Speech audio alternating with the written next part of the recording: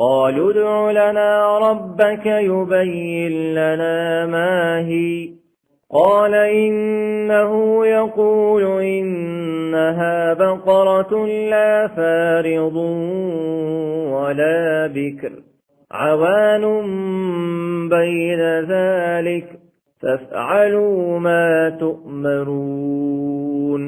قالوا ادع لنا ربك يبين لنا ما لونها. قال إنه يقول إنها بقرة صفراء فاقع لونها تسر الناظرين.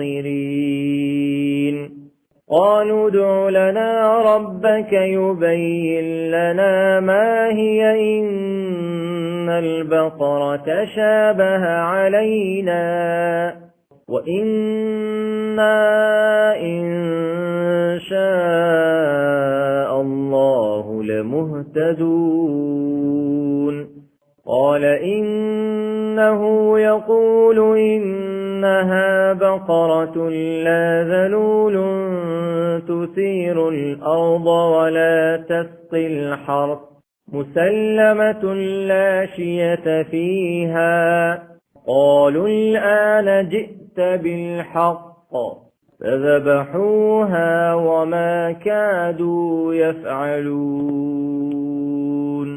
وإذ قتلتم نفسا فادارأتم فيها والله مخرج ما كنتم تكتمون. فقلنا اضربوه ببعضها كذلك يحيي الله الموتى ويريكم آياته لعلكم تعقلون. ثم قست قلوبكم من بعد ذلك فهي كالحجارة أو أشد قسوة وإن